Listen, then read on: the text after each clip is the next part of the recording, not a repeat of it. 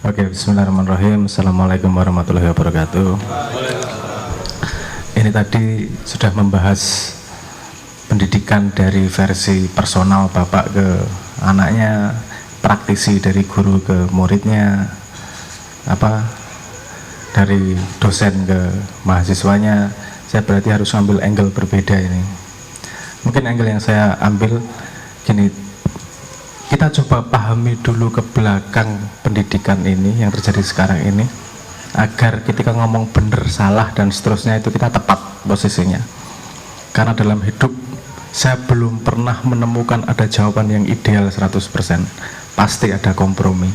Jadi ada kalimat tadi, tidak ada akar, tidak ada rotan, akar pun jadi. Itu terjadi di mana-mana. Termasuk pendidikan yang kita lakukan sekarang, itu juga sebenarnya adalah tidak ada rotan, akar pun jadi. Nah, untuk menganalisa itu kita tadi rodok rodok bundet sedikit rapopo ya ke belakang ya, agar kita punya kuda-kuda untuk melihat sistem pendidikan dan segala macam. Nih, sistem pendidikan massal seperti ini kan lahirnya dari kebutuhan pekerja ketika terjadinya revolusi industri Perancis. Ketika terjadi revolusi industri, sehingga dibikin mekanisme pendidikan yang massal. Sebenarnya kalau mau ngomong pendidikan, Anda harus ngomong dulu tujuannya apa. Kalau bapak ke anak, tujuannya agar anaknya menjadi orang beneran, menjadi bahagia dan seterusnya. Itu wajar dari bapak ke anak seperti itu. Tapi kalau sistem pendidikan tidak menjawab itu, sistem pendidikan bukan mendidik anak, dia mendidik calon anggota masyarakat yang produktif. Tahu ya bedanya ya. Jadi ojo tak kayak tuntutan yang terlalu dalam. Memang paradigmanya sama sekali berbeda. Saya nggak ngomong yang salah adalah perilaku pendidikannya, karena kita semua dalam tanda petik korban. Ya orang-orang korban juga sih, karena korban ini kesannya elek engko. Jangan salah juga bahwa revolusi industri itu yang menghasilkan keadaan modern seperti sekarang ini. Jadi jangan pernah menyalahkan, itu perjalanan dari manusia. Yang kita lakukan bukanlah menyalahkan yang kemarin, tapi evolusi menjadi lebih baik.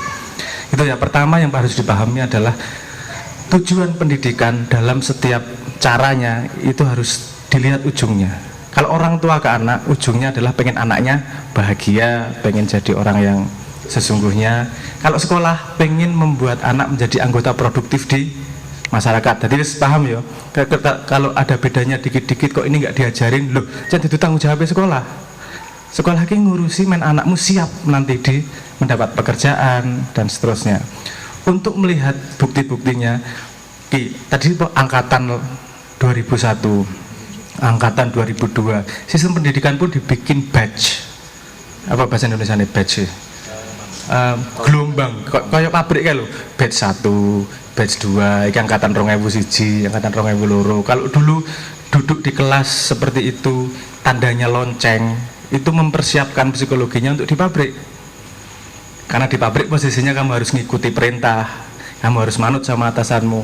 Kalau ada lonceng, kamu ngikuti. Memang dipersiapkan untuk itu posisinya. Saya nggak ngomong itu jelek, itu hasilnya produksi seperti sekarang ini. Kalau Anda sekarang melihat ada masalah dengan pendidikan, berarti itu bukan menunjukkan bahwa itu jelek, tapi menunjukkan bahwa sekarang sudah waktunya berkembang menjadi lebih baik. Gimana ya? Intinya, jadi tidak salah benar ini posisinya. Ini posisinya, ini kita sudah pada kesempatan untuk bisa menjadi mempreposisikan sesuatu yang lebih komprehensif. Saya kasih contoh lain, misalnya gini. 4 tahun terakhir Finlandia menjadi pendidikan terbaik di dunia, betul nggak? Kalau Anda tanya etosnya pendidikannya apa? Etos pendidikannya adalah mengajari siswa agar bahagia, bukan pinter, bukan knowledge. Bahkan tadi Mas Amin ngomong sekolah kan diajari knowledge, nanti dulu, bukan diajari knowledge. Sekolah itu diajari data, tapi nanti dulu. Nanti kita harus ada bedanya nih, data, knowledge, insight, wisdom, itu ada bedanya semua levelnya.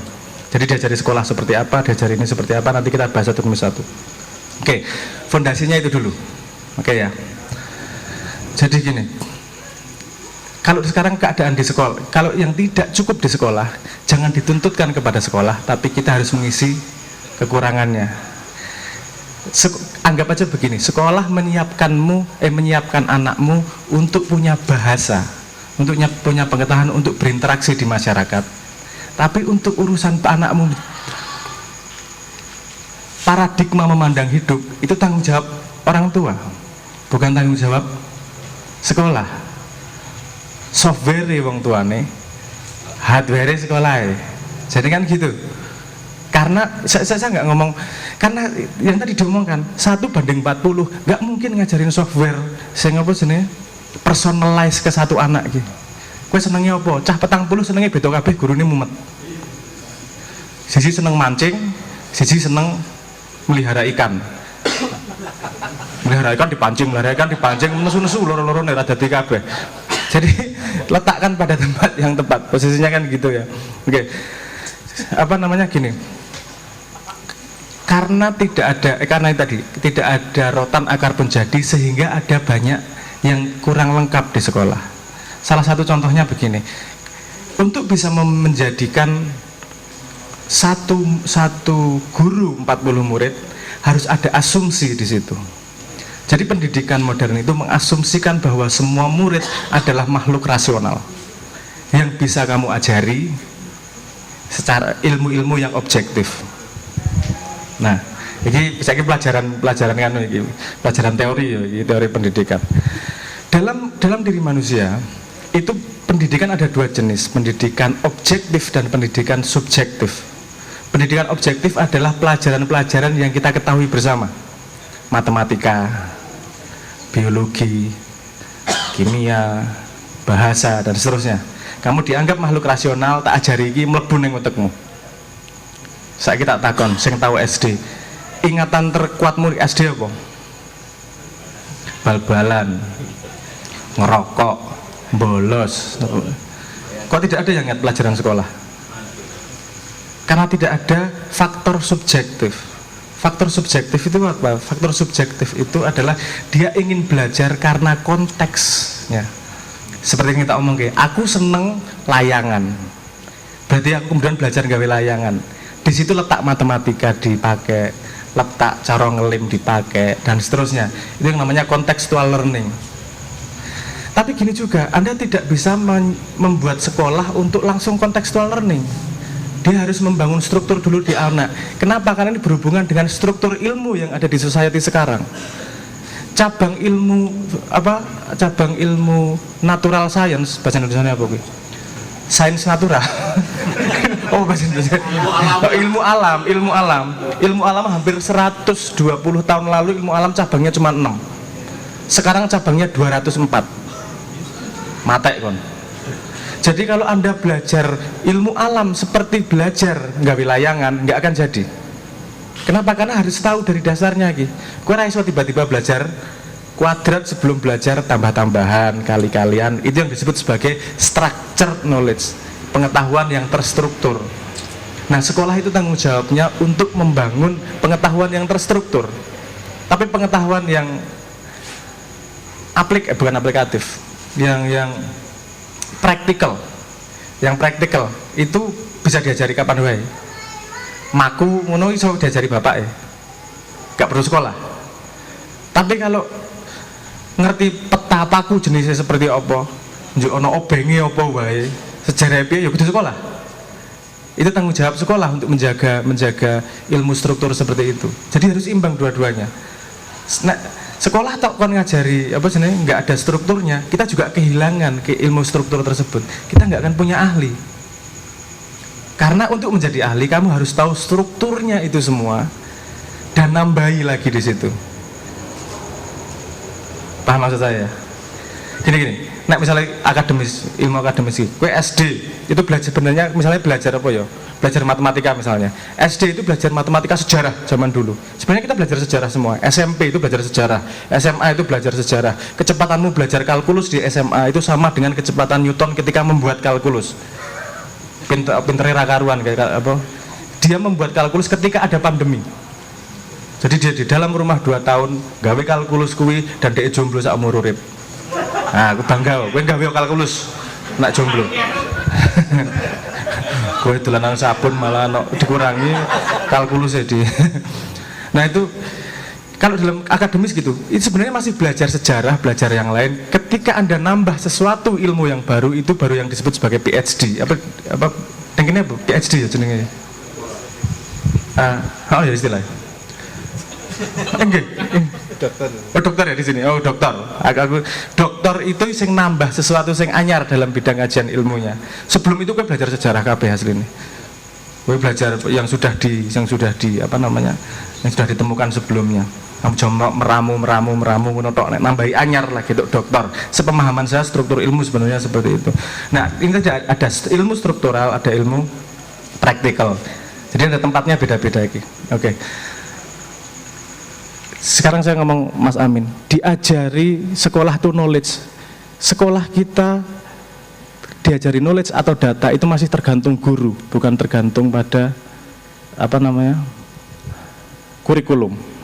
Bedanya gini, kalau data itu kamu diajari piring, diajari gelas, diajari meja.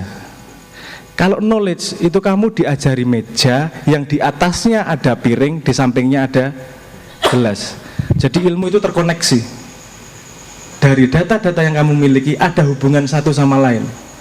Itu yang namanya knowledge. Kalau tadi berangkat ini tadi, kamu sekolah lupa ilmunya karena kamu bukan menjadi knowledge, itu cuma menjadi data di kepalamu. Kamu nggak ada hubungannya.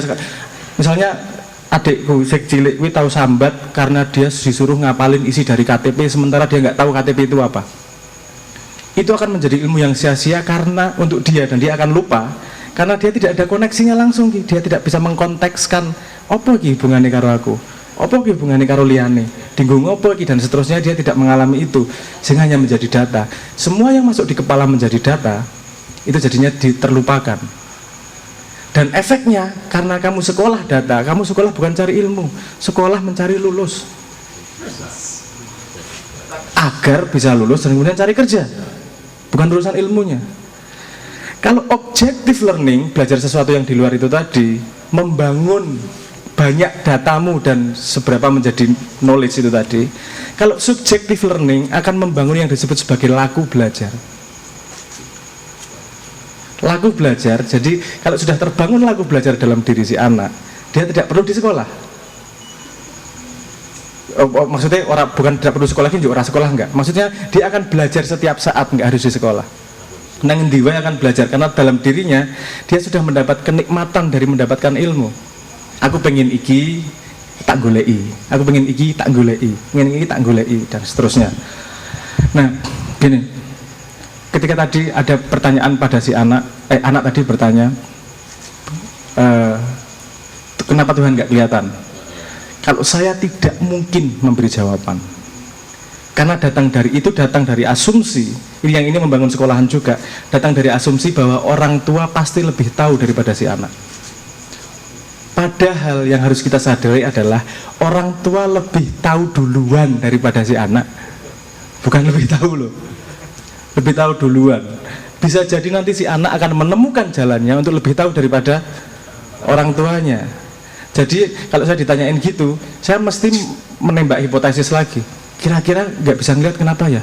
Emang Tuhan punya mata po? Menurutmu gimana? Jadinya diskusi. Kalau dia menemukan jawaban, harus dari jawaban dia sendiri.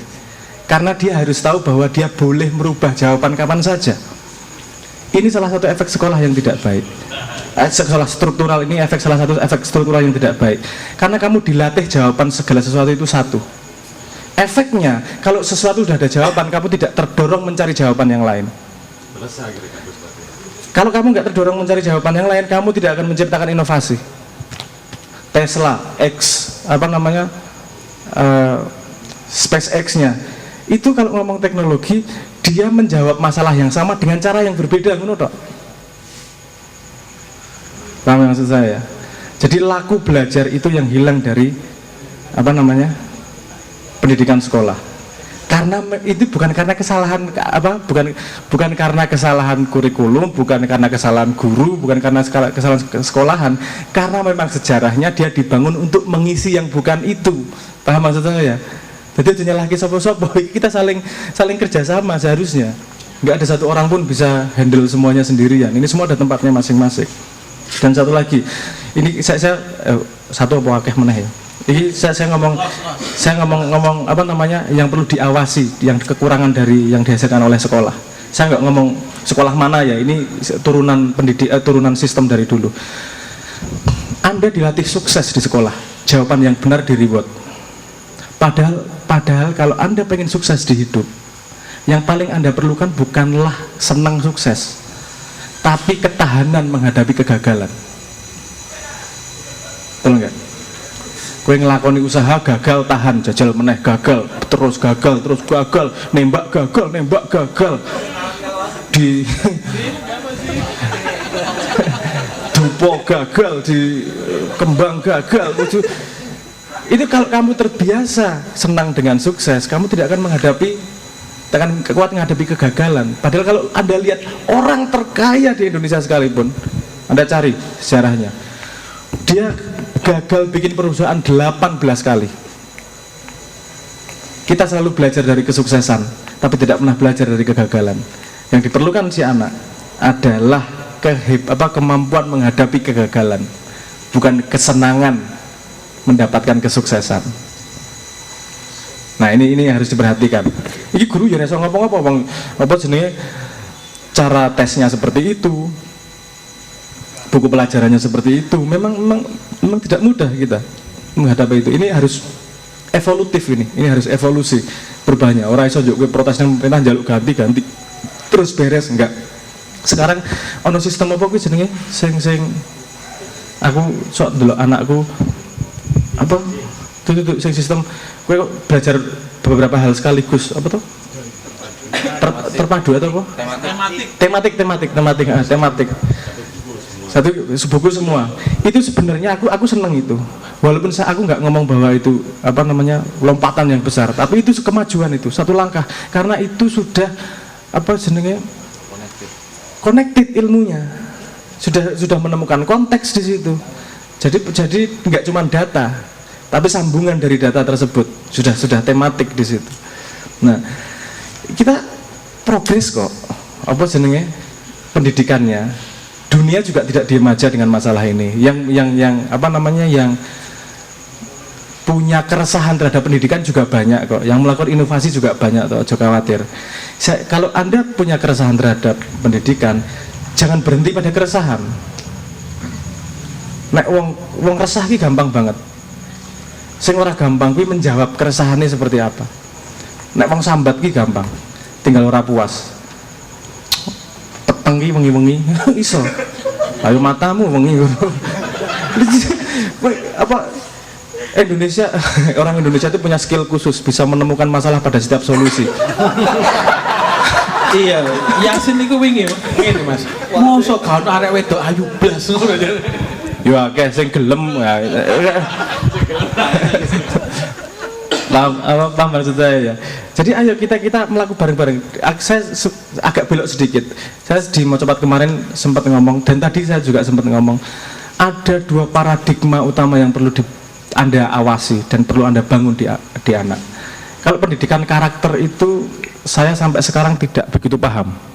Karena apa namanya, sepemahaman saya, nature sangat berpengaruh pada karakter. Cuman balance-nya yang perlu dilatih dengan habit. Tapi ada dua paradigma yang perlu Anda perhatikan. Semua manusia punya dua paradigma. Pilih satu dari dua itu, yaitu paradigma korban atau paradigma agen. Paradigma korban adalah melihat segala sesuatu, menganalisis, dan kesimpulannya bahwa Anda adalah korban. Efeknya ya ndelok Covid, aku korban konspirasi. Ndelok kemiskinan, aku korban politisi. Ndelok pendidikan buruk, iki adalah korban keadaan. Wis kabeh pokoke kowe dadi korban wis. Nyalahke kabeh wong. Ada satu lagi paradigma agen. Dia melihat masalah yang sama. Pertanyaan dalam dirinya, apa yang bisa saya lakukan? Aku bisa menjawab yang mana nih? Pilih lapangan perang. Seperti Pak Bogi tadi, secara eksplisit, aku milih lapangan perang pendidikan, urusan.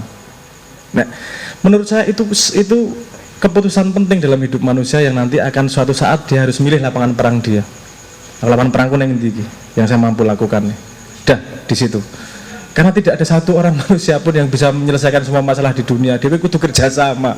Wes toh. Kita tuh harus empati satu sama lain. Dan kalau Anda punya anak, saya usul, nggak harus ya, saya usul dibangun itu paradigma agen. Jangan dibangun paradigma korban. Di simbolik kemarin ada pertanyaan, kalau kalau ada temanmu buang sampah sembarangan, apa yang Anda sarankan? Aku tepok ndas gue. Kok jawabannya apa yang Anda sarankan sih? Anda melatih anak untuk menyarankan sesuatu kepada orang lain terus. Kok pemerintah apa saran. Kok tandang ngono lho. Lakukan. Kalau membuang sampah sembarangan, ambil sampahnya, kaprok kira ini, baru kita jalan ning tempat sampah. Misalnya gitu, whatever lah. Tapi itu membangun paradigma agen dan membangun paradigma korban. Nah itu bukan tanggung jawab sekolah ini. Karena sekolah tanggung jawabnya adalah menyediakan data agar dia siap di masyarakat untuk berbahasa dengan cara society. Itu tanggung jawab orang tua di rumah. Ini yang dikatakan, ini tadi saya setuju nih. Jani tanggung jawab pendidikan kui tanggung jawab wong tua. Orang tua merasa berat sekarang karena merasa dia harus punya semua jawaban. Letakkan dirimu pada orang yang tumbuh dengan anakmu. Nek ra ngerti golek bareng yo. Sekarang aku tak cerita anakku sekarang yang umur 4 kelas 4 SD wis nyebai gue. Itu karena dia sudah punya pertanyaan yang saya tidak bisa menjawab. Aku reso. Jadi sekarang dari sejak 3 tahun sejak umur kelas 3 saya sudah mulai kenal sudah tidak langsung memberi jawaban pendek, langsung memberi langkah mesti. Padahal saya boleh nggak kayak gini nih? Kira-kira menurutmu gimana pertimbangannya? Wes. Terus misalnya dia akhir kelas 3 kemarin dia pengen, padahal aku mau belajar coding. Matek bapak era iso coding asem iki piye carane. Oke. Gini. Kamu harus tahu bahwa di sekitarmu itu sumber dayanya banyak, nggak hanya nggak hanya bapakmu. Ono sumber daya ono sumber daya jenenge komputer. Yo, golek Google. Piye carane coding gua anak? Wes, delok YouTube, search dhewe. Aku ngancani ketika dia masuk ke website spam. Sekarang wis canggih deh, wis ngerti iki spam, iki phishing dan segala macam. Dia wis iso navigasi di situ. Tapi dia sudah punya resources untuk mencari ilmu yang namanya Google sama YouTube. Wis lumayan ngenteng ke bapake. Kenapa? Terakhir dia pindah meneh. Aku pengen editing video, padahal coba cariin Adobe Premiere. Ngerti saka ngendi kowe? Aku diskusi karo kancaku ning California, bajigur kancane California. Karena dia main game. Karena aku tak nengke main game. Tapi tak ajak diskusi, kamu gamenya ngapain sih? Gini. Kamu challenge apa sih yang kamu dia frustasi dengan gamenya. Aku seneng nek dia frustasi karo game. Baru bisa tak ajak diskusi. Ngopo frustasi? Dia tahu frustasi. Jadi dia ada game namanya Roblox. Dia dan adiknya main berdua. Siji nggo iPad, siji nggo komputer. Dia main berdua. Suatu hari dia nginep di rumahnya mbahnya. Ning ngomai simbah, nginep sewengi. Malam-malam wis khawatir kae. Adiknya di rumah, tanda bukain dong komputernya kakak. Tak buka. Aku ora paham toh. Tak buka. Dek main di situ. Besoknya kakaknya balik nangis. Panda, aku tuh udah ngumpulin, Panda. Aku pengen beli rumah harganya 14.000. Villa opo. Aku udah kerja tiap hari udah dapat 4.000. Ini tinggal 200. Sama sekarang adiknya ditukokin dok. Dok kakak ini begini telur banyak banget, kenapa? Ini nangis, jangan nangis kayak. Oh ini aku udah kerja, ini aku udah tiap hari nih ngedapetin duit demi 20 terus udah berapa? Aku udah 2 minggu ngumpulin. Wah frustasi kan, aku seneng banget tau ngerasa kayak ngelik duit gue ya. Wah, enak tuh lapangan gue kan gue. Bapaknya masuk dengan, tahu nggak kalau beli bukumu, beli komputer gini ini juga Panda ngumpulin kayak kamu itu. Dia itu ajari konteks. Dia punya pengalaman yang sama, tinggal diubah datanya. Ada kesulitan mencari duit dan ada penghargaan terhadap uang di situ. Karena kesulitan mencari uang itu, dia kan eman-eman banget dengan itu. Terus, dia ngerti, neng gelone ora ilang-ilang. ora wani nembung jaluk tukokke apa jenenge Robux. Robux itu currency yang bisa dibeli oleh duit. Apa jenis yang tidak didapatkan di dalam. Ada dua jenis uang lah. Uang yang didapatkan dari interaksi di dalam dan uang yang bisa dibeli dari luar. Apa aku ngerti dek pengen aku njaluk nukok kayak gue. Ya, tapi dek rawani nembung karena sudah ada konsep bahwa mencari duit itu susah.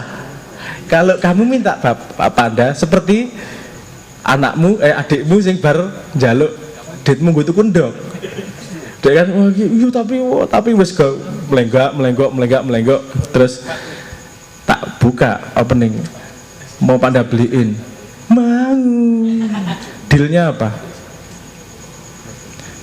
dek menang sih terus tak kayak deal kamu kemarin pengen belajar coding toh dan nggak kamu terusin kamu cuman karena tahu Robux apa waktumu untuk coding jadi lebih sedikit sekarang kamu bikin cerita dealnya, kamu bikin cerita 3 menit sampai 5 menit tergantung mana yang kamu pilih. Anda beliin Robux sesuai dengan menitanmu. Tetap kudu nyambut gawe, tetap kudu konsisten dengan apa nama yang sudah dia kejar. Orang iso mlebu metu apa sesuatu tanpa selesai. Nah, menyelesaikan sesuatu itu habit dari kecil. Itu kudu dibangun gue. Gue nek ngopo-ngopo kudu rampung. Itu habit itu. Itu penelitian psikologi itu. Sing apa nek saka cilik ngerjake urung rampung terus urung rampung lunga itu gedene kangelan menyelesaikan sesuatu. Jadi dari kecil dimulai dari pekerjaan kecil ning rampung. Habit rampung itu menghasilkan dopamin di kepala. Dopamin itu hormon sing ngeki kowe seneng. Hormon seneng kuwi ana papat. Ana dopamin, ana endorfin, ana oksitosin karo ana serotonin. Apa sing berhasil menyelesaikan goal itu hormon hormon dopamin. Nah, dopamin itu dia perlu merasakan nikmatnya menyelesaikan pekerjaan sehingga menjadi habit. Bisa sehingga menjadi kebiasaan. Karena itu kebiasaan yang modal yang sangat penting dalam hidupnya. Jadi kudu tak tandur gue. Nah, ini ya anakku yang gede masih bisa tak dealing seperti itu. Biar pas saat durung lahir tak pesen soalnya. Sing cilik ora tak pesen iki. Iki jan karepe dhewe ya Allah, tak dealing angel ra karuan cah kuwi. Dan dia tidak iso dhewe enggak tahu. Iki lagi maca karo ibune iki ribut terus. Iku ya cerita sedikit ya menggok pokok cerita lah. Curhat gak apa-apa. Curhat iki aku rada adu. Anakku sing cilik wingi. Apa jenenge dijatah. Oke, kita keluar Bunda mau beli ini, kamu tak jatah duit segini, terserah mau beli apa, milih sendiri dan argumentasinya. Wes metu. Ayolah, kudu ono kowe tuku apa ya jelas alasane lah. Kudu jelas argumentasinya. Nek ora ya apa jenenge dia terbiasa melangkah impulsif. Ada karena gue menggok sidik ada 2 jenis keputusan di kepala manusia yang disebut sebagai snap decision dan disebut sebagai logical decision. Snap decision ki hampir setiap hari kita melakukan. Kowe nguyuh rasa mikir nyekelin nang endi wis langsung otomatis. Kowe ngerit ki dhisik apa kancing dhisik wis otomatis itu. Itu snap decision itu. Adus dhisik sing disabuni snap decision. Tapi kita tidak terlatih pada logical decision, keputusan yang lambat. Nah itu ngapa aku ngelebokke kudu ana argumentasi agar melatih dia lapangan mengambil keputusan agak lambat itu. Nah, iki kedadene ngono. Wis lagi seneng Paw Patrol. Bunda mau beli buku Paw Patrol. Terus ya udah kenapa? Soalnya Zali seneng Paw Patrol. Terus dibuka ngene iki ono pelajaran ABC. Kok buku belajar? Zali nggak suka buku belajar, cari lain. Suara ini nek wis karo belajar wis ra seneng kata belajar iki ra seneng. Jadi trike nek Zali ki anakku sing cilik ki beda banget karo Mbak Yune. Dan dia punya banyak telat itu. Anak saya yang kecil sangat cepat terhadap apapun. Belajar pitwe 2 dino iso. Dia sangat cepat. Sing siji sangat lambat. Ora iso disetir jan ya Allah ya Rabbi. Ini serunya orang tua adalah itu. Cara belajar cara yang tepat. Ini gini, saya kasih contoh. Ini salah satu tokoh pendidikan dunia namanya Russell Ackoff. Dia membuat sebuah eksperimen. Anak kelas 2 SD disuruh ngajari komputer. ngajari komputer ini ngajari tambah-tambahan, kurang-kurangan dan seterusnya itulah. Sederhana, bukan urusan codingnya, tapi urusan proses ngajari ini. Dalam waktu 6 bulan, si anak ini bisa belajar pelajaran yang seharusnya dilakukan 2 tahun. Speednya tinggi. Saya langsung ke kesimpulannya. Kesimpulannya gini, cara belajar paling buruk adalah kalau kamu diajari. Cara belajar paling baik adalah kalau kamu ngajari. Jadi nek kowe pengen ngajari anakmu paling apik gawe dhek ngajari kowe. Paham maksud saya? Paham ya? Orang ngajari itu dia harus paham beneran. Dan keuntungannya gini, kalau kamu belajar bareng dengan anakmu, satu, dia tidak terlalu banyak memfotokopi dunia bapaknya. Yang difotokopi adalah cara memecahkan masalah, tapi bukan asumsi memecahkan masalah. Jadi paham lah, kira rodok bundet. Mungkin aku memecahkan masalah apa-apa kan pasti ada asumsi. Ada predusis bawah sadarnya. Bawah sadarnya dibangun di duniamu. Ketika anakmu rungono, zaman kuwi sik cilik bangune.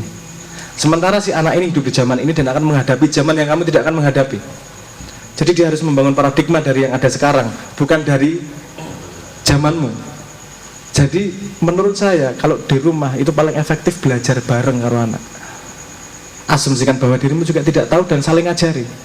Aku kerap diajari anakku hal yang aku tahu dan hal yang aku tidak tahu juga sering. Nah urusan robak, urusan Minecraft, aku ngajari aku bikin gini nih. Dan aku ya kadang-kadang takjub sendiri dengan karya dia. Kok iso gawe kok ngene iki sing tak gali imajinasinya. Kenapa bikin gini? Mesti kenapa lah. Kuwi pertanyaanku sing apa jenenge? Andalan nek karo anak. Kok gini kenapa sih? Kok gini kenapa? Dia harus menjelaskan. Gelem ra gelem meroses ki di dalam otaknya. Nah, dia terbiasa pada mengargumentasikan apa? Keputusan-keputusannya. Itu dapat dari metodologi pengalaman dari ketika saya kecil. Nah, aku tahu cerita bola bali, aku njaluk tukok ke radio debatnya 3 dino, kuwi nek ra bapak diangane. Aku njaluk radio lho. Sebabnya ngopo? Ngopo ra sing kae kok sing iki? Ngopo radio ra iki wae? Ya Allah. Dadi nek aku njaluk sesuatu kuwi analisisku wis dawa banget ya lho. Oh, iki argumentasine ngene. Tapi itu ternyata berguna ning aku apa jenenge? Sekarang ini, karena setiap melangkah apapun saat durung aku ngomong ini ki, background knowledge-ku 10 kali lipat yang saya ngomong, itu rumusku itu minimal yang kamu bicarakan nek kowe iso ngomong karo wong depan panggung itu paling enggak maksimal yang bisa kamu omongkan hanya 10% dari yang kamu tahu. Nek kowe ngerti 100%, nek kowe ngerti 10 kali lipat dari yang akan kamu omongkan, rasa ngomong. Kenapa? Karena itu kembangannya bisa sangat banyak dan kue ngerti letak posisi yang kamu omongkan itu pada peta yang lebih besar. Jadi ketika kue ditabrak suka ngendi-ngendi, kue paham, bener-bener paham. Nggak cuman fotokopi, nggak cuman denger quote dari Twitter. Dan itu yang gak masalah juga karena kemudian bundet aku nek ngomong mesti apa tentang pendidikan apa mana ya? Yang pertama contextual learning, contextual learning, ada subjective learning itu tadi. Yang sekarang dibutuhkan di dunia modern satu lagi, metakognitif. Gini. Langsung orang istilahnya, apa ki istilahnya? Bukan bahasa iki istilah yang ya komprehensif bukan enggak. Soalnya beda, gini. Iya, monggo Mas. Ini tadi kan lahir dari revolusi industri Perancis. Revolusi industri Perancis itu tumbuh besarnya bersama dengan yang disebut sebagai science. Ya. Pertumbuhan gawe pabrik, gawe apa segala macam itu bersanding dengan pertumbuhan pengetahuan sains nih. Sains itu sejak 1436 kalau nggak salah, René Descartes itu memakai sebuah paradigma yang disebut sebagai paradigma reduksionis. Jadi melihat segala sesuatu dilihat lebih kecilnya, komponennya apa wae ya. Bariki dilihat nah lebih kecil, komponennya apa wae ya. Anda lihat fisika, misalnya lihat apa sini? Lihat ilmu pengetahuan. Godong kita terdiri dari apa wae? Ono sel, ono apa? segala macam lah. Sel terdiri dari apa? Atom, apa molekul terdiri dari apa? Atom terdiri dari apa? Quark dan segala macam, baru sampai ke kuantum dan seterusnya. Tapi Anda lihat nih, mecahnya semakin kecil nih, betul nggak? Yang terjadi pendidikannya jadi semakin tajam, dia semakin spesialisasi. Ini tidak buruk, tapi ada jadi kekurangan satu hal untuk bisa melihat segala sesuatu sebagai konektivitas terhadap banyak hal. Yang disebut sebagai metakognitif adalah kognitif yang meta. Metakognitif. Jadi kamu tidak hanya melihat sebagai spesifik itu, tapi bahwa dia adalah bagian dari sistem yang lebih besar. Ini sebuah paradigma yang tidak kita sadari karena kita dididik dengan paradigma itu.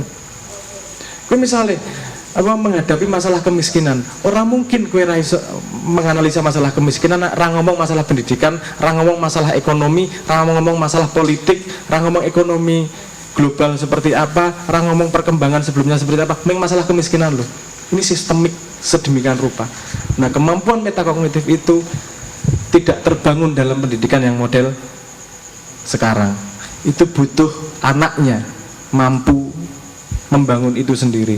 Itu dibangun dari mana? Dibangun dari subjective learning. Ketika kecil anaknya sudah terbangun yang namanya laku belajar. Laku belajar. Jadi belajar itu bukan kewajiban, belajar itu bukan beban, belajar itu laku. Kowe ngopo ora ngerti, golek ngerti. Kawin dengan paradigma agen. Ada orang yang aku rasa sekolah ya, ngerti iki. So, aku nggak sekolah soalnya nggak punya kesempatan kuliah. Ada yang aku nggak ngerti iki. Piye caranya aku iso ngerti ya? Aku tak belajar neng kono ya. Itu paradigma agen. Jadi sangat penting untuk membangun paradigma agen dalam anak. Kalau kamu tidak bisa sesuatu, kalau kamu tidak tahu sesuatu, cari tahu. Kalau nggak punya sumbernya, nggak punya resourcesnya, cari resourcesnya. Yang semua bapak punya resourcesnya akan bapak berikan, akan bapak kasih tahu. Yang bapak belum tahu, kamu kasih tahu bapak. Ngono, jadikan partner, seru. Jadi nanti saling mewarnai bapak karo anak iki. Dan efeknya sorry buat bapak karo anak. Itu dari pengalaman pribadi. Oke, terus. Wah, Oke, mungkin itu sudah banyak ya komponennya tadi. Ada kalau saya usul yang bisa dilakukan di sekolah. Ini aku usul sudah dari 8 tahun yang lalu kepada Kementerian Pendidikan. Dan usulnya sangat simpel sebenarnya. Dan itu tidak melanggar ini tadi semua. Satu hal, anak itu dari SD sampai kuliah itu melakukan hal yang terus menerus, yaitu mencatat. Tapi kita tidak pernah diajari metodologi mencatat.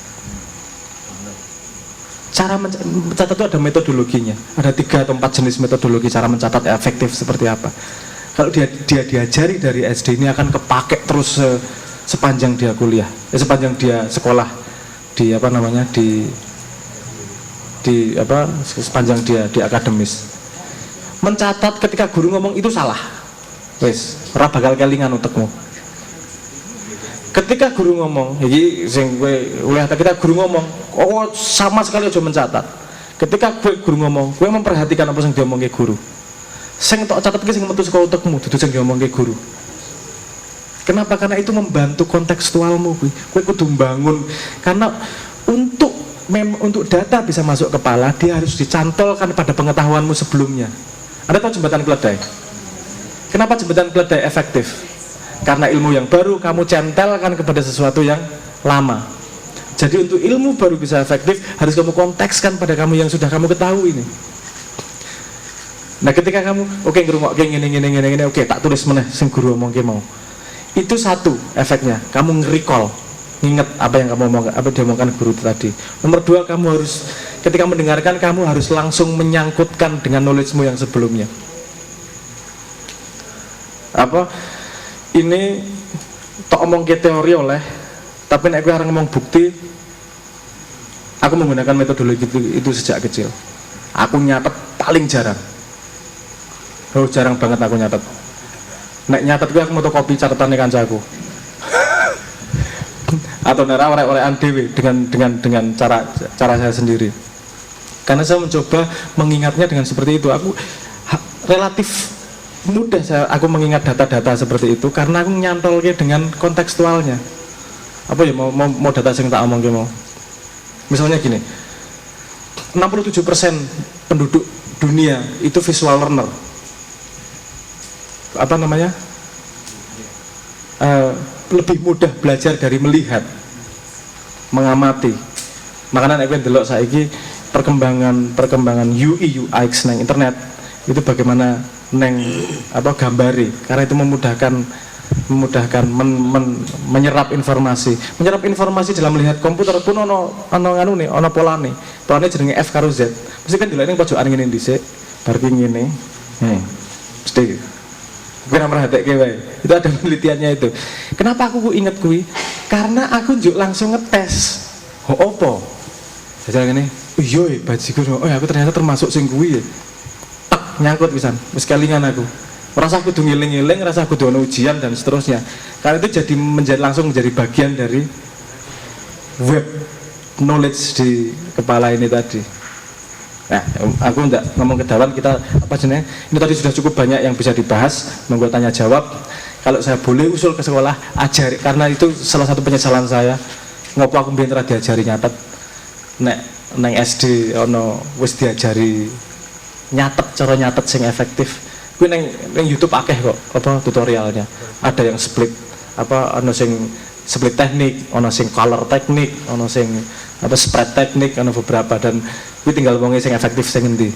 Ambil salah satu, ajarke nang anak. Itu akan berguna sepanjang hidup dia. Interrogatif komunikatif juga kudu bahasa Indonesianya 5W1H itu interrogatif komunikatif. Itu dalam setiap informasi kowe arep gampang gantol selalu pakai 5W1H itu. Sopo iki wong iki nang ngendi biasane ya iki ngene. Oke wis gantol-gantolan iki. Sret wis etuk temane. Trek langsung nempel ning ndas ra lali. Iku yo ora kelingan terus, tapi nek butuh engko metu-metu dhewe mesti. Karena jenenge bagian utekan ngono ki cara kerjane. Oke. Saya kembalikan ke Mas Amin, poin mana yang mau dibahas lanjutan monggo. Siap. Sing kilingan aku mau metakognitif ngono. Aku kilingan meta iku metani ngono maksudnya. Kognitif kan kemampuan. Oh ya. Metani kemampuan intelektual atau kemampuan dari anak lah. Nah, jadi ini ono kata meta gak usah bingung, tambah ono ni metani ring goleki kan. Ring goleki itu kan toko luas ning kecil ning luas. Kayak kan metani tumong lho kan ngono ya. Kon sibak-sibak ngene. Iya, menarik. Saya buka pertanyaan sesi tanya jawab ya, sesi tanya jawab. Monggo sing jange takon, ono guru, ono praktisi hampir menikah. Respon satu yang dari Mas Penanya, dan mungkin nanti bisa nyambung Mas Abrang juga mumpung ada kesempatan. Yang pertama, benar bahwa teladan ya. Jadi sistem pendidikan terutama di keluarga ya teladan. Saya mengalami benar itu dukung kono wangil, tapi kalau kemudian kita teladani, kita contohi, misalnya ngongkon nyapu ya kene nyapu dhisik. Nek kalau sudah agak besar dia mungkin sungkan karena akhirnya melu. Ya mudah-mudahan nanti menemukan itu tadi katanya Mas Abrang, kebahagiaan terhadap apa yang dilakukan. Mas Abrang, kalau bahas revolusi Prancis Mas ya, agak ke belakang. Janjane tadi sempat ada ungkapan optimisme bahwa ya kita sedang bergerak, dunia sedang bergerak.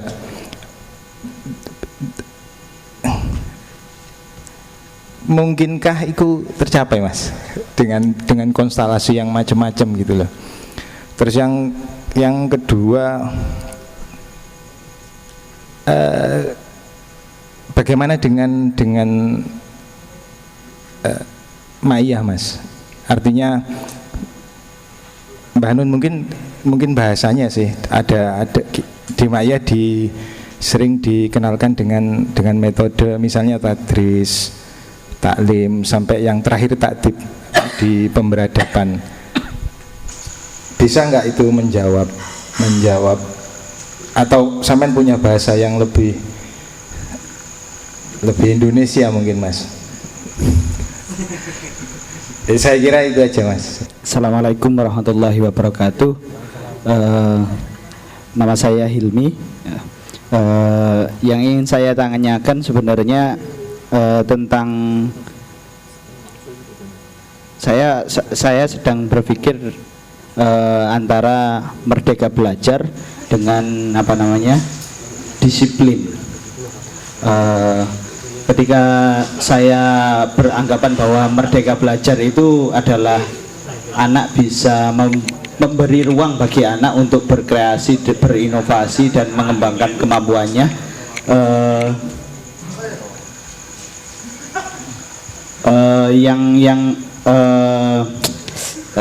bingung saya. Intinya gini, ketika merdeka belajar itu kenikmatan yang didapat oleh anaknya. Ketika anak diminta untuk menikmati kenyamanan itu tadi, nanti resikonya adalah ketika survive di kehidupan masa depannya, apakah dia sanggup atau tidak itu. Manakah yang kita ambil, orang tua tegas ataukah orang tua memberi ruang? Itu saja. Terima kasih. Assalamualaikum warahmatullahi wabarakatuh. Waalaikumsalam. Monggo. Perkenalkan, nama saya Pras. Saya enggak tanya, cuma cerita aja. Saya ini mantan guru SD. Saya tertarik dengan pendidikan itu pada waktu saya kuliah semester 4. Saya ngelesi, terus kemudian saya jatuh cinta sama pendidikan. Akhirnya walaupun saya lulusan statistika, tetapi saya harus ngajar matematika SD karena saking senengnya sama ngajari anak SD. Nah, lulus saya masuk ke sekolah swasta favorit ya, agak besar di Surabaya. Saya mempelajari hampir semua metodologi pembelajaran terbaru, yang Montessori, yang apa gitu. Kemudian saya mulai menerapkan itu di kelas. Jadi mulai kelasnya itu yang kalau yang konvensional kan nggak berjajar. Ada yang terus kemudian saya coba ayo bergerombol. Jadi yang pintar-pintar ngurui yang kurang. Nah, yang kurang banget saya ngajari. Jadi beban saya mengajari itu tidak terlalu berat. Terus kemudian anak pintar-pintar ini terakomodasi kepintarannya, gitu. Sampai akhirnya yayasan dari sekolah ini mengakui. Tapi tidak lama kemudian saya jadi dibenci sama guru-guru yang ada di sana. Akhirnya ada politik-politik gitu, dan sampai akhirnya saya mutung. Saya ini senang sama pendidikan, saya pengen ngajar, ya saya pengen istilahnya menemani murid-murid untuk belajar, tapi kok kayak gini gitu. Jadi kayak ada semacam, wis salah kamu itu ndak usah sing aneh-aneh, kamu bikin aneh-aneh, kita ini juga repot. Soalnya apa? Administrasi guru itu ndak, istilahnya tidak sesimpel itu, banyak yang harus dipersiapkan. Akhirnya ya wis lah, saya ngalah. Akhirnya saya keluar, saya mencoba bikin sekolah sendiri. Idenya itu seperti itu, karena bikin sekolah terlalu mahal, bikin bimbingan belajar saja. Jadi pada waktu Mas Abraham tadi bilang, wah ini pembelajaran gini-gini, wah saya jadi nostalgia. Tapi ya ada kesulitan seperti itu kalau misalkan masuk ke dalam kayak semacam lembaga kayak gitu, akhirnya lama-lama mati gitu.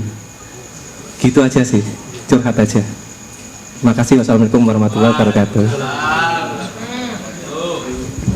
Saya jawab dia dulu ya, ini nyambung soalnya. respon saya. Bagaimana? Apakah orang tua yang memberi ruang ataukah orang tua yang tegas? Gampang gue jawabannya. Jadilah orang tua yang tegas memberi ruang.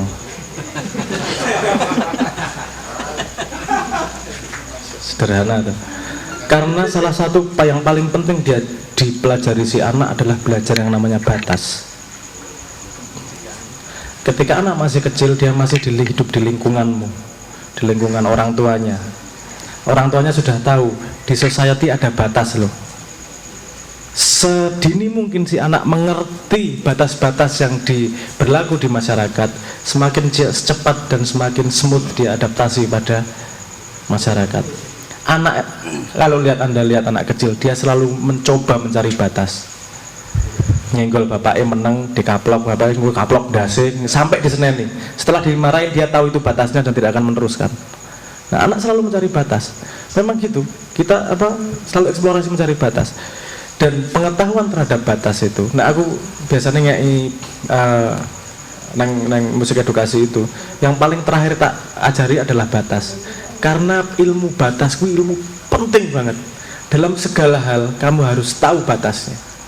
Segala hal, segala ilmu, segala pekerjaan, segala tempat kudu ngerti batas.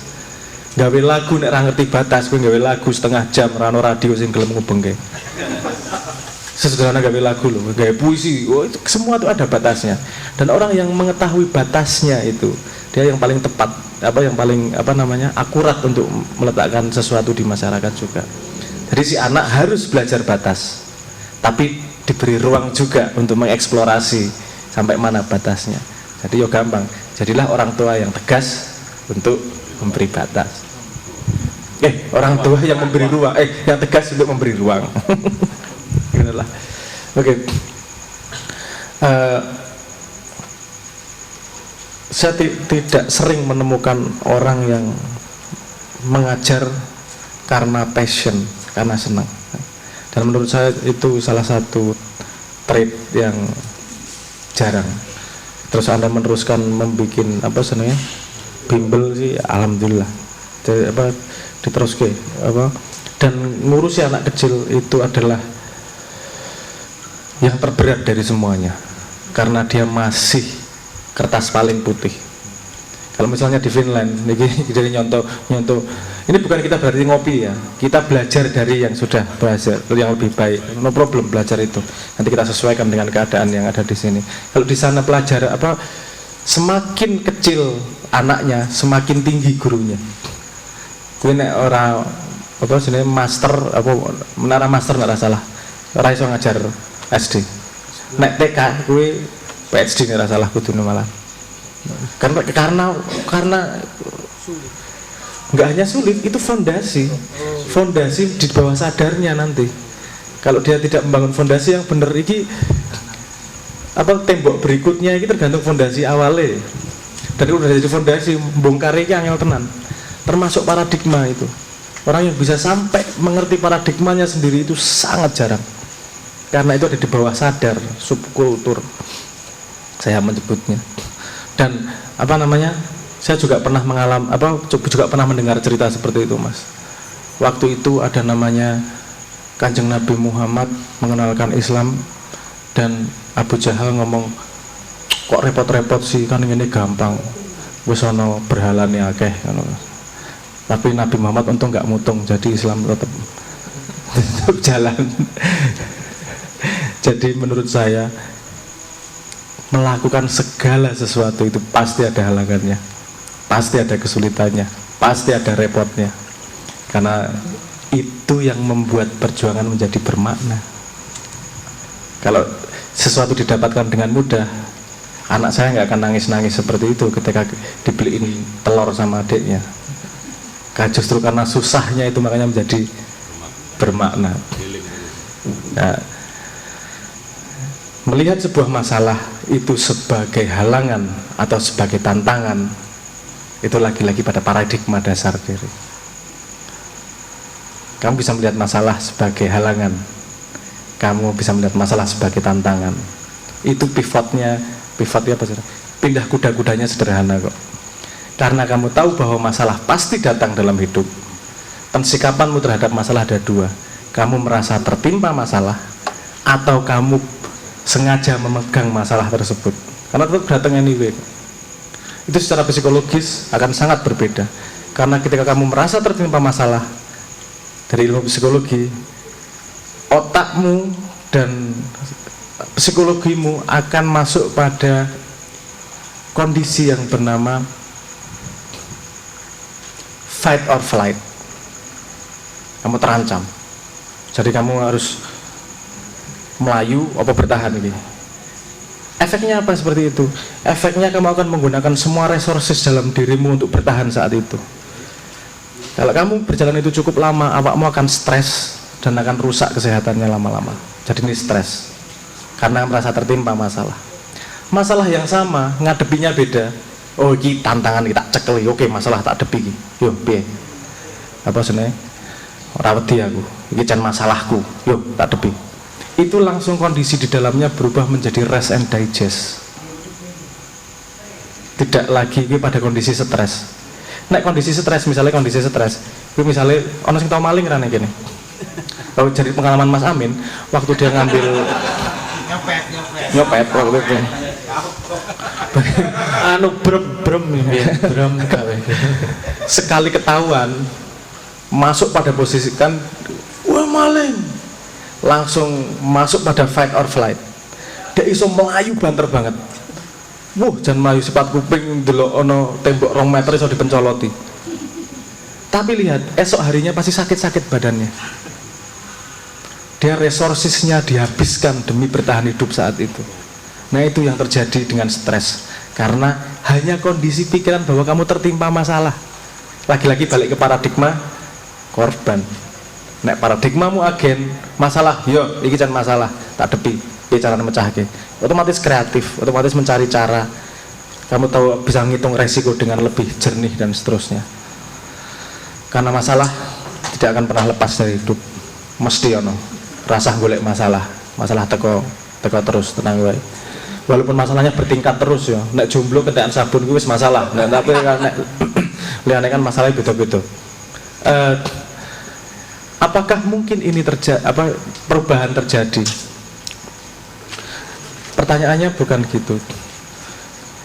Cari quote-nya, ada orangnya, manis aku kurang ngomong. Kalimatnya begini, perubahan itu pasti terjadi. Siapa yang menjadi pemimpin dari perubahan itu, dialah yang akan memegang masa depan. Maksudku memang itu, Mas.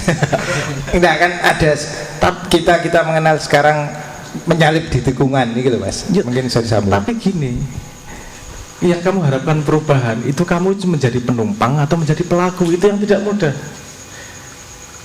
Karena dalam perubahan, aku ngomong teori statistik, ngomong statistik dari Gaussian distribution, jangan paham lah. Gaussian distribution yang dipetakan pada urusan mengadopsi cara baru untuk perubahan tersebut. Pionir itu hanya 2,5% dari populasi.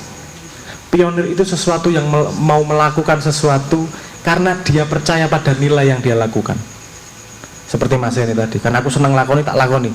Bukan urusan mimpi duit, bukan urusan mimpi perubahan, bukan urusan mimpi apa. Karena aku percaya pada nilai, tak lakoni yang elek yang apa. Itu hanya 2,5% dari populasi. Setelah itu ada early adopter sekitar 13,5%. Early adopter adalah, sama beberapa orang, aku tak melu lah, aku belum ketinggalan, aku yang akan ikut pertama mengadopsi hal itu. Nah, baru setelah ini nanti terjadi tipping point nih. Kalau sudah early adopter sudah kelewat atau sudah terpenuhi, baru rolling perubahan massal baru terjadi. Kita membayangkan perubahan ini juga gampang, ganti presiden juga berubah.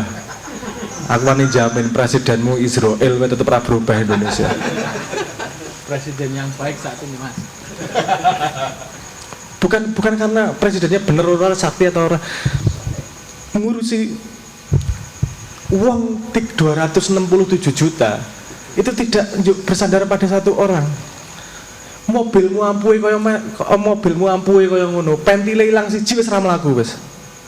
Semua harus bekerja pada tempatnya masing-masing dengan baik sehingga terjadi terjadi emergence, terjadi sistematika baru yang berjalan. Jadi nggak mungkin kue ngarep ke perubahan juk nunggu Ratu Adil teko jeng juk beres kabeh iki engko. Aku mesti aku dibengoki karo wong Jawa iki.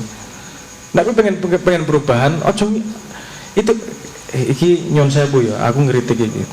Mimpi-mimpi mitos-mitos seperti itu menurut saya karena akar malas bekerja. Gue pengen perubahan juk terjadi skala langit tiba-tiba enak apik iki. Gundulmu. Dewe kerja bareng-bareng iki, kowe pengen apa? Lakoni. Meng kowe dhewe sing nglakoni. Yo nek ora ono kowe ora ono berikutnya ya. Ya ora. Jangan membayangkan satu orang berbuat itu tidak ada gunanya. Aku lali penulisnya. Ada sebuah buku yang dia meneliti semua aku lho. Nek jeneng ki aku ra iso gantolke nang utek apalagi jeneng-jeneng wong Jawa karena ra iso konteks. Kancaku ora ono sing jenenge Robert ngono ki ra ono dadi gantol jenenge Wakijang ngono-ngono soalé aku makanya lali jeneng penulis iki. Tapi ada satu buku yang meneliti semua revolusi yang terjadi sepanjang sejarah yang tercatat. Syarat dia cuma membuat garis merah. Revolusi perubahan hanya terjadi ketika ada mobilisasi ide. Mobilisasi itu di situ terkandung konsep implisit bahwa banyak orang yang melaksanakan ide tersebut. Melaksanakan bukan karena enak, bukan karena senang, karena dia percaya pada horizon perubahan yang dia tuju.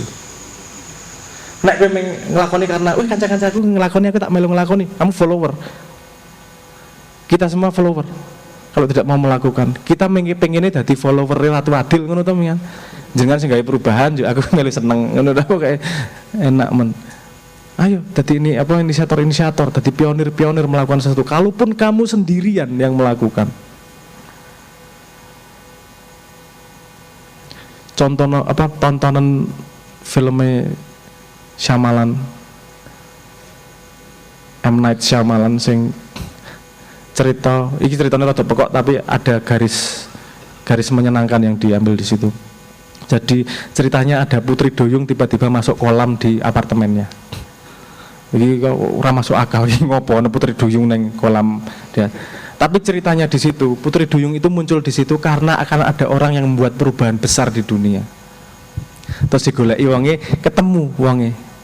Terus kok aku iso gawe perubahan besar karena dari bukumu yang kamu tulis. Terus ditakoni, aku nulis buku masak. Dia ngomong, buku masakmu itu nanti akan laku 4 eksemplar cuman. Tapi 1 eksemplarnya akan menginspirasi 1 orang lagi yang membuat buku yang mengubah dunia. Dia bukan yang bikin buku mengubah dunia loh, dia yang bikin buku masak sing laku 4 eksemplar yang kemudian membuat perubahan besar pada dunia loh. Di situ saya melihat begini ilmu yang saya ambil, bahwa kamu tidak bisa menilai semua lakumu apakah penting atau tidak. Karena semua punya kesempatan untuk menjadi penting dalam perjalanan bersama-sama gitu loh. Sopo ngerti kowe laku apikmu menginspirasi liya, laku apikmu menginspirasi liya, kita nggak tahu. Yang bisa kita lakukan adalah konsistensi melakukan sesuatu dengan apa yang kita bayangkan terhadap perubahan. Pada titik mana nanti akan terjadi perubahannya. Tapi kalau kita gelem-gelem konsisten ngelakoni itu, mesti perubahan terjadi. Minimal menginspirasi anak cucu. Kita waktunya limit, terbatas, hidup tidak panjang. Dan untuk melihat ke belakang 250 tahun, Anda membayangkan perubahan berapa? 3 bulan. Gendeng po. Saya ngomong kalau ini pun dimulai sekarang, perubahan benar-benar bisa sampai 2 generasi, 3 generasi. Itu kalau benar-benar dilakukan. Kalau benar-benar dilakukan. Kenapa? Karena kita masih lahir di paradigma ini. Harus ada generasi yang lahir di paradigma baru untuk ngomong benar-benar perubahan 100%. Jelalil. Jadi bisa saja kita tidak menikmati yang dibilang sebagai perubahan tersebut. Tapi kalau kamu nggak mulai sekarang, tidak akan terjadi yang namanya perubahan ke depannya. Jadi yang berperan adalah pionir yang pengen melakukan karena visi panjang terhadap peradaban manusia, bukan untuk kenikmatanku sementara. Kalau kenikmatanku sementara, ngarir apa garong lu cepet, lah efektif efisien. Jadi perubahan apakah perubahan akan terjadi? Pasti terjadi. Yang pasti di dunia itu cuma satu, perubahan. Cuman pada perubahan itu, kue menjadi leader atau tidak. Nek kue harap nyalip di tikungan, jadi inisiator dari perubahan. Dan sa Indonesia rungono duwe hipotesis perubahan seperti apa. Nek pengen ngerti takon aku.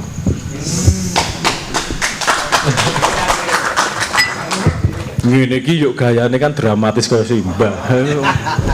Mas pengen ngerti. Sinau. Pengen ngerti tekon aku, Mas pengen ngerti.